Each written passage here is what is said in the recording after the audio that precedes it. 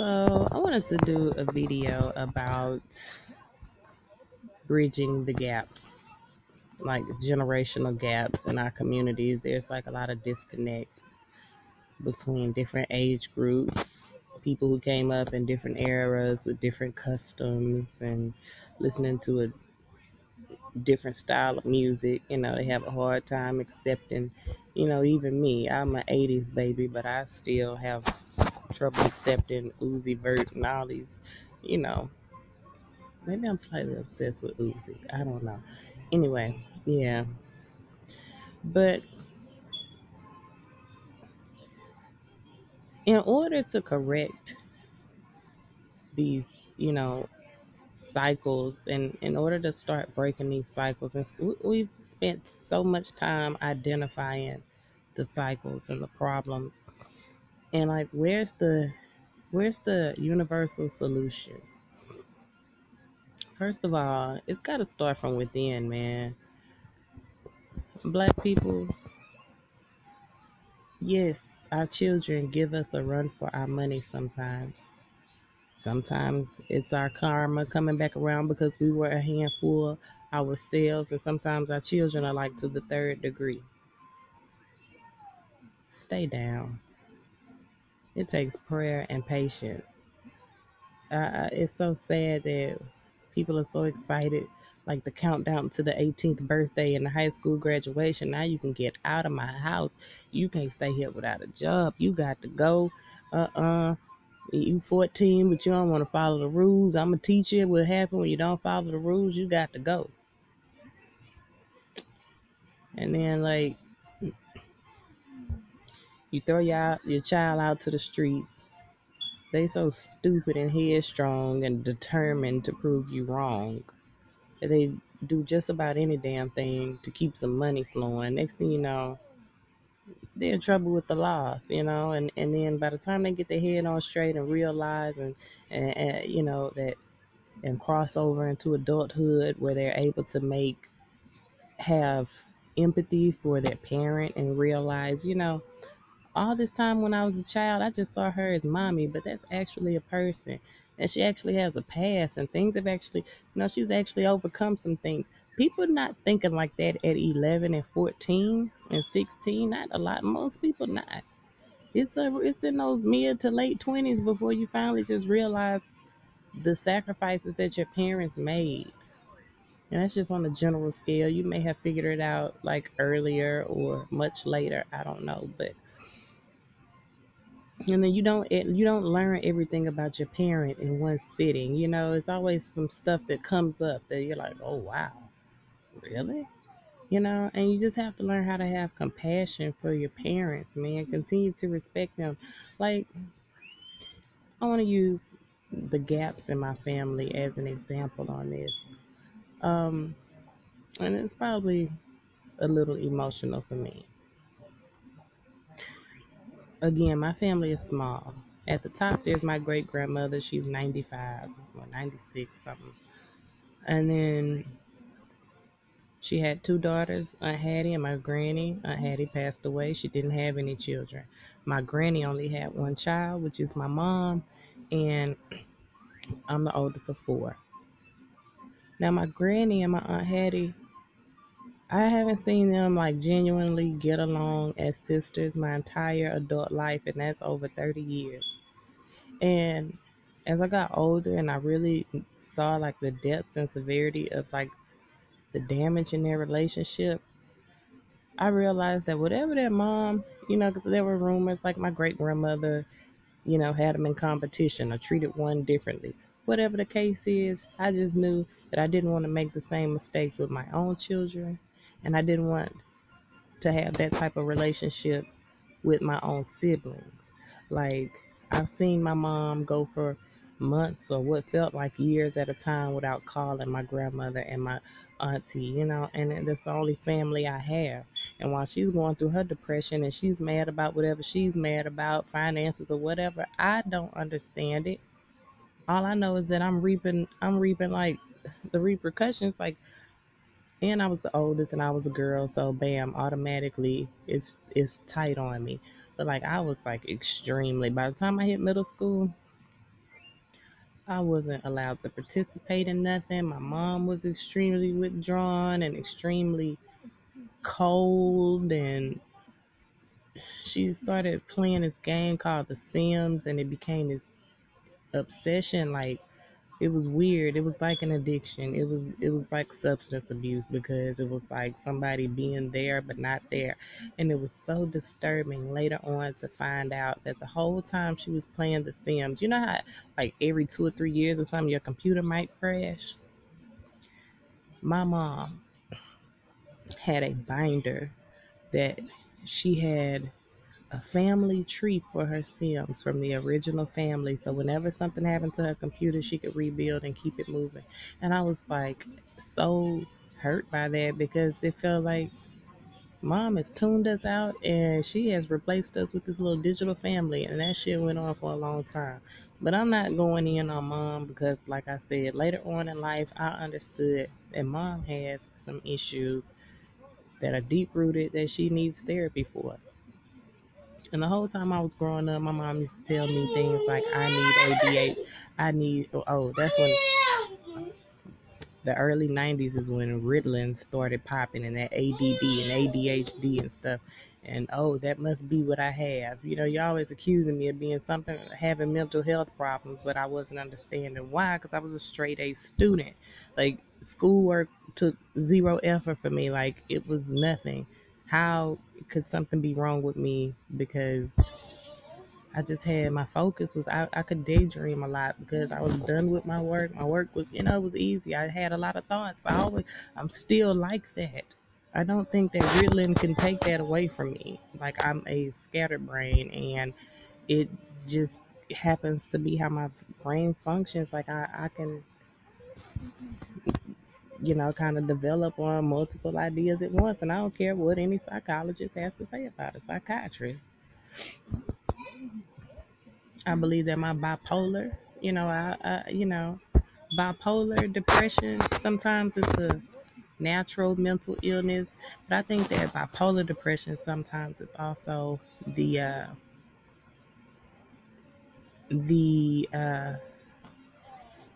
result of your circumstances that you're going through in life. I mean, you can get a new job. Maybe you were living in poverty and you get a new job paying a lot of good money.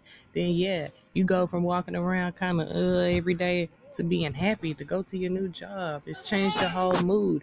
Then your mom dies and you're back depressed, and the new job ain't don't even make you feel the same. Like, it's just like ups and downs, ups and downs. It's life, especially when you poetic. You gonna experience a little up and down, and you don't have to clinically call that bipolar. Shit, there's plenty of stuff you could be depressed about. You just have to build the mental strength to choose not to dwell on things. But anyway, I never wanted any bad blood between my brothers and sisters and I. We're all about basically 10 years apart, except for the middle brother and sister. They're a little closer, but yeah. I'm 33. My baby brother just graduated high school, and there's two in between us. Now, when I was a teen and I decided that I wanted to venture out because I had questions, I didn't have cousins and aunts and uncles to talk to, and my mom was a "cause I said so, now get out my face" type of person. I didn't feel as if I could talk to her, so shit, I used to make my own time. That's what I called it. I'd find out on my own time, either time when I'm supposed to be in school or in bed. There wasn't nothing too much that I wanted to find out. I wanted to just be able to socialize with my friends and have a good time sometime without being dogged out. Shit. Okay, sweetheart. She's about to turn up about this tablet. Anyway.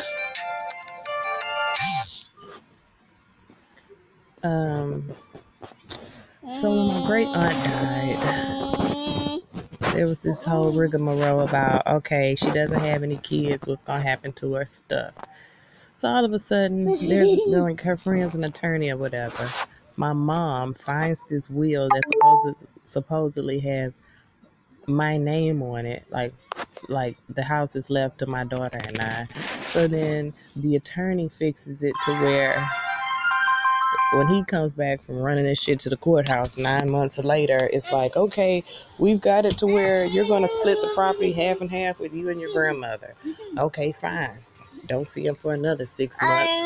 Then he pops up and says, well, now that you signed that paper, let me go ahead and tell you, you signed your half over to your brother because he's been living in the house ever since my aunt passed, you know,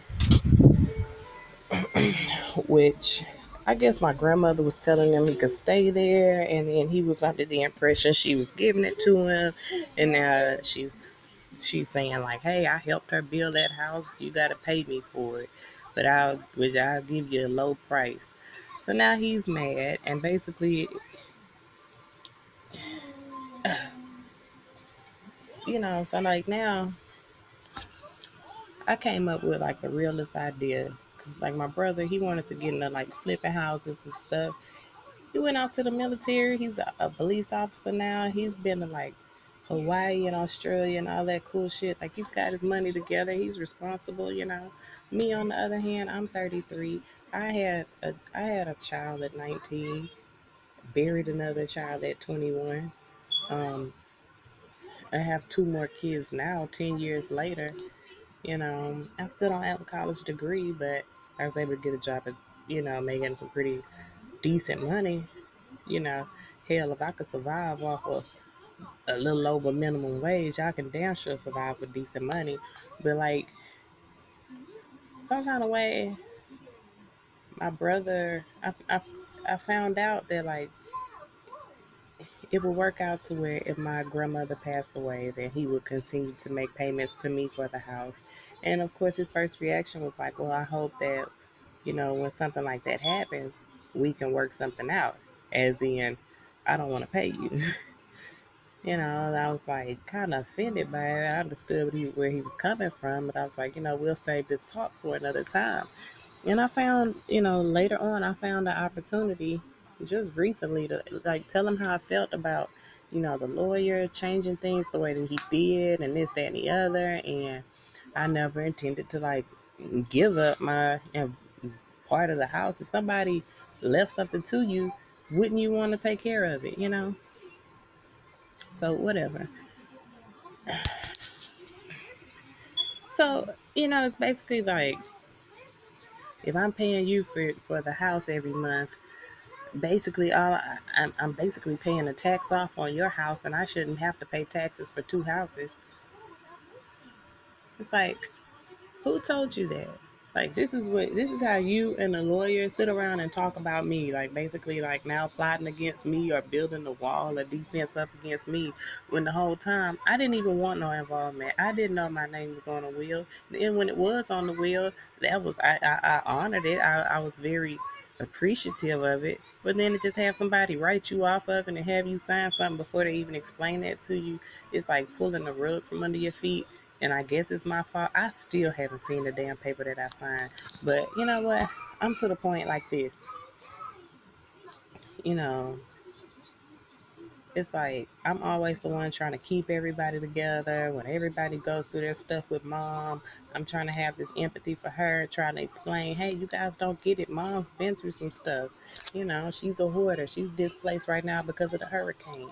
I've been effortlessly trying to, get her some help for like Trade of Truth or somebody to come help her rebuild or something. She's over there with my brother. I'm over here with my grandmother. I was before the storm. And I'm only here because she asked me, because she fell out. The last time Houston flooded, I was around the corner. I had to drive through grass to get to her. I'm not here for no fucking money, man. And you know what? To see my brother cringe the way that he cringed, like, to at the thought of having to pay me, it's like, my mom holds me. Like, my mom and my brother, they kind of have this thing, like, I guess it's fucked up. I guess I'm a fucked up individual in their eyes. And that shit kind of hurts because as a young black woman, as you guys see, I don't spend a whole lot of time trying to perfect myself for onlookers. You know, I'm tired of, hey, baby, hey, slim, hey, black, hey, sexy, all that shit. I don't want to hear that when I'm out and about with my kids, man. And it was kind of like a defense mechanism when I decided that I just didn't want to be pretty right now. I just don't want to be pretty right now. It was like just to keep you bird ass niggas away, bro. Like because I just been through a lot, and with me being a kind spirited person, you would think that it like always makes you happy, but it breaks your heart too because walking out into the world, stepping out of your front door every day, like trying to be a genuine, kind hearted, what would Jesus do type person, man, it's like wearing a big red clown hat and people just aim at you all day like targets. Hey, you got change for nigga that's a fake bill, bitch. Like they just try you all day. Like that was my whole growing up. Like I didn't have a lot of friends because growing up in the ghetto, I'm too friendly. I don't like her. Why not? She too friendly. Oh, okay. Okay. Whatever. And I didn't think that I would have to change, but man, when so many people take advantage of you, man, it's bad enough. Like I wanted to talk too about like you know another part of bridging the gap and uplifting each other and supporting each other. When black men get a little money, sometimes they subject to change, their mentality subject to change. Like you can sing "Be Humble" all day, but you be really arrogant as fuck. You know what I'm saying? Like I'm seeing it in my own relationship. Like for 2 or 3 years, you know, it was cool. We could go out, we could do stuff. I would introduce things to him and take him out on good times to try to show him what I like to do, like how I want to be loved, what I think love feels like the kind of stuff you do, not spending no blowing a whole lot of money, but like just outings, going walking in the park, the beach. We have kids now, family stuff, cooking lobsters and steaks and stuff, or holidays and stuff. Not getting nothing on my holidays really too much, you know what I'm saying? But still just giving, giving, giving. And then dudes start comparing you to like what somebody else woman doing, what you ain't doing. When you get money talking about what you bought, what you paid for, it's like, dude, what we been eating and where we been living and sitting on and wiping our ass with for like the last 3 4 years, and shit just started to change. The more money you got, it just became a different person, man. And that's those entities, man. Money can be the root of all evil, because it's like when you obtain a lot of money, you gotta constantly cover yourself in prayer just to protect your own mind. Because I would imagine it can make you paranoid. Even if you get money and you got good intentions and minding your own business, somebody, some evil spirit will come up and try to rob you. Money is wicked, man. And then here we go. Me, one of my biggest fears, one of the things I always said I was gonna do was like never have a bad relationship with my siblings. Now it's like my brother's hurting my feelings because he's looking at me like I'm a bum bitch, or like I ain't, just because we're like not equally at the same level right now career wise. Like I say, he's not even 30. He been to the military, came back and became a police officer, and I'm not. And he knows I'm smart. And the shit hurts because it's like he told me himself, he said, man, we were talking about some scientific like geological shit. And he was like, man, Kat, I be talking to my friends about you and they be like, man, your sister's smart. And I'd be like, yeah, she was. It's like, damn. You would swear that like I was out here on crack, bro. You would swear that I at one point in time was a thieving ass crackhead. I swear.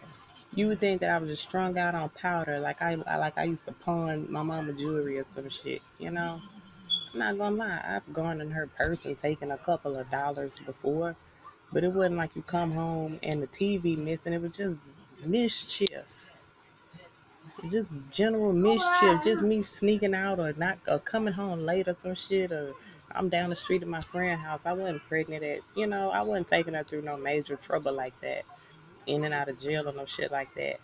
And they just, you know, it's not about me. I'm not trying to gain sympathy. I shared that story because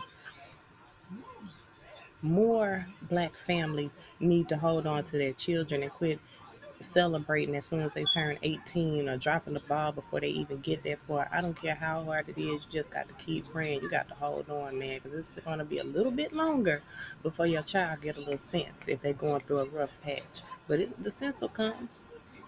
But protect them. Hold on to them as tight as they can before the law put all them stripes on them, because then it's like being on disability but can't get the check. For real. It gets a lot harder to make a way. And um, with shade culture, that shit's so dangerous. We shade each other and we joke and we roast and we chop and we laugh and we shame each other so much, to the point to where like we be so proud to even come around because we don't want. It's like we don't even want. It's hurtful, man. Who wants to come around a group of people that's gonna sit up here and ask you 101 questions about your business and just to dissect it in your face and talk to you crazy? Black folks, y'all gotta stop doing that, man. Just like you don't talk down on your children's father when he ain't around. And it's like when I wasn't in the house, I'm sure she talked down crazy to them kids, to my brothers and sisters about me. When I did have to come back home, them kids looked at me like I just got out of jail for murder or some shit.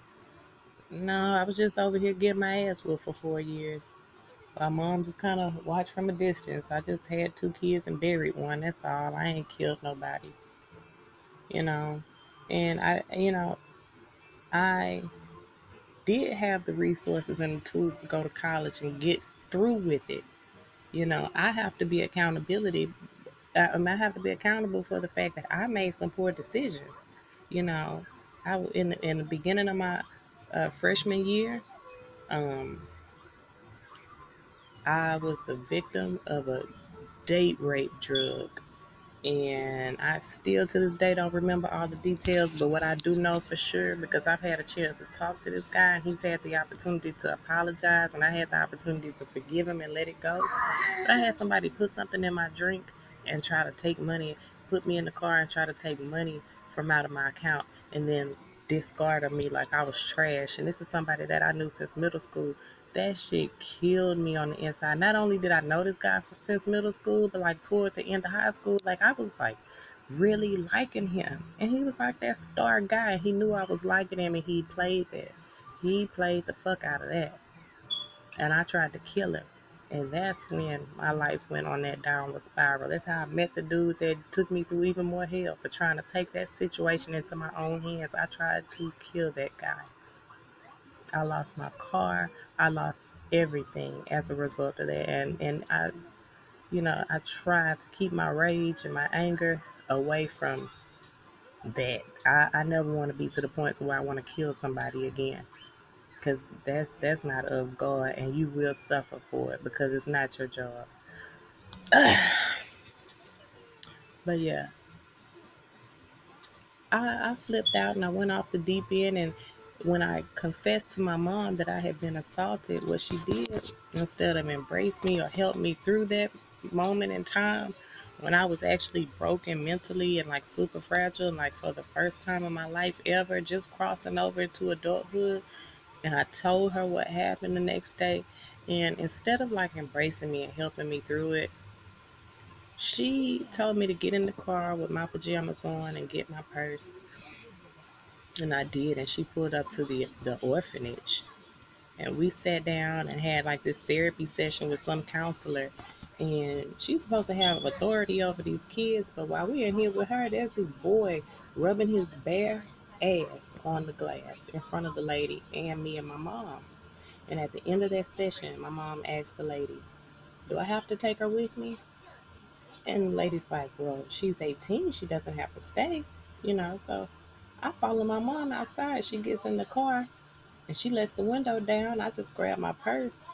She's on the phone. She takes off and busts a right. And I just took a left.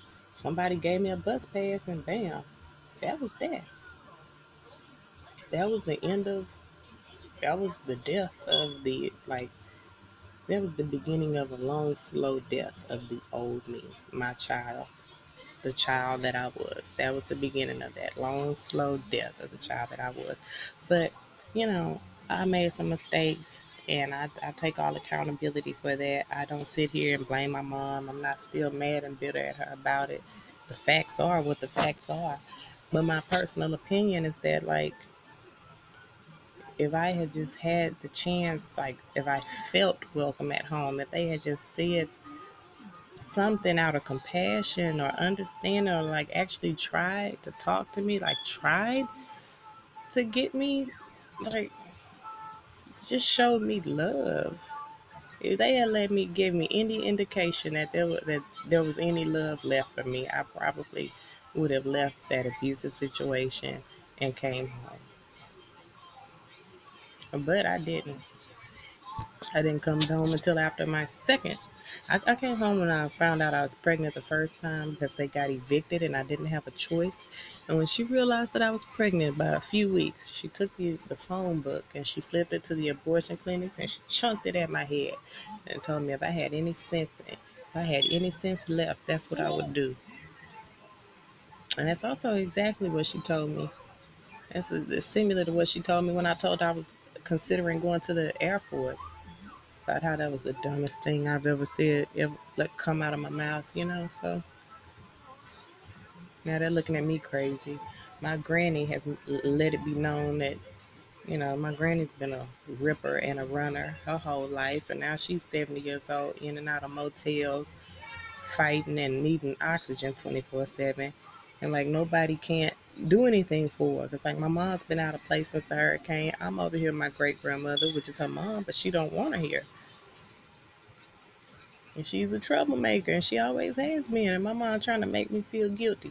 How would you feel? I mean, I feel terrible for her, but there's nothing I can do. And how I would feel, I feel like that's gonna be me at 70. If I end up on my worst luck at 70 years old, ain't nobody gonna do shit for me, and I know it. So that's how I feel. How would you feel to be thrown away?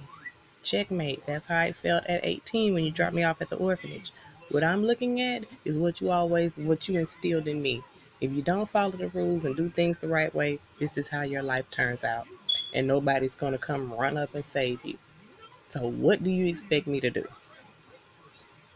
And so like now, back to the shit with this house with my brother. So I'm like trying to tell him, hey bro, I tell you what, if something happened to grandmother and you stop paying her, let's just don't pay me anything. Let's just go ahead and sell the house, split it 50-50, and take whatever you put on the taxes from my half, and let's just call it even. Man, this nigga he don't even want to talk to me, bro. I can't get a reply, a response, a hey, a phone call. Nigga left the family snap group on the Snapchat, and I'm like, damn. Like, you cringe at the thought of having to pay me for the house. Then you cringe at selling the house and splitting it 50-50, or shit, 51-49 with me. That makes you cringe too. Y'all, I'm about ready to do this. I'm about ready to tell him, take the damn house. Because I let him know in the beginning, hey, I got children that I want to make sure have property. He doesn't have kids yet. I got 3 girls. I'm extremely, uh, you know, I take good care of my girls. And my girls will have property and businesses and LLCs. But as of right now, and I'm confident that I'm able to acquire those things without that little property right there. So make sure that they go ahead and draw something up that says when my grandmother passed away, take the house. Have it paid in full. I don't want shit to do with it. If that little plan don't work, then I don't want nothing to do with it. Take it. I'm not gonna sit up here and yank and yank and yank and let that be the reason why you don't want to talk to me for the rest of your life. And we have a rift in our relationship. I want to keep them satisfied, but nobody gives a damn about me. So I am in my feelings, and I'm going to be in my feelings, and I am going to fall back if it comes to that, because it's like, damn, you would be satisfied. You'd be so much more satisfied to see me walk away with nothing than to share with me. And you get enough of that shit from niggas on the street, but in your own family, bro. Your own brother. And like I said, I haven't spoke to him. He hasn't talked to me, and I really hope that's not how he feels. I hope we get a chance to talk about it. But man, that's just what I'm going through. And I'm saying that to say any kind of bitter divide that you can find in your family, try to patch that shit up, man. We all we got. And we didn't even ask for each other, but for some reason that we won't know until it's like critically essential, God chose us for one another. And we gotta accept that and embrace that, man. Accept it and embrace it, man. There's no reason to hate your brother or your sister or your mom or your dad, unless it was some wild shit going on. But like, I don't know, it's kind of story of my life, but that one right there kind of hurt. So I'm going through that right now with my brother, and I love him to death. And you know, of course, I would like to provide something for the kids. And of course, I would like to maintain a wonderful relationship with my brother. But I think the point of the matter is that mom and bro already kind of had their mindset about me. And time will tell and time will show what one is really made of and this, that, and the other. But who wants all that fake love after you've accomplished some shit? You want to be down with your day one team and all that. And I don't know. It just really make me feel even more antisocial. Like, it make me feel like I don't even really want to try to get to know or trust any new dudes because it makes me feel like they must really all be the same. I probably shouldn't have put that in the video, and that was wrong of me to say. Um, all dudes are not the same.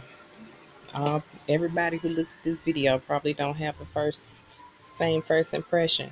I know a lot of them are similar, but I don't care about none of that, man. I'm just sharing my testimony. Don't hurt your sisters the way my brother and mama hurt me.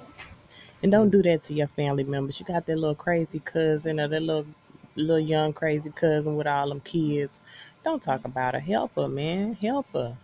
I know somebody right now who started early and had like a handful of children, and she's a stand up person. Like for real, you never know how a woman ended up with a lot of kids. So you like get off it, man. Get off it, y'all. Stop being so damn judgmental. Like you don't have issues, like you haven't gone through the same struggles or learned something from somebody else going through something similar to where you can't help. We are not ever going to get up off the ground until we start uplifting each other, pulling each other up, dragging each other along. Because so many people just, hey, have that ain't got shit to do with me mentality. Okay. That same person that you look at and the same person that you tell them get the fuck on or talk about how bullshit they are, when you had an opportunity to help them or inspire them or just be encouraging, but you look and you turn your nose up, and then later on down the line, that same person end up crossing path. Like you just don't know how shit'll come back around on you. You guys need to quit being so fucking mean and evil, bro.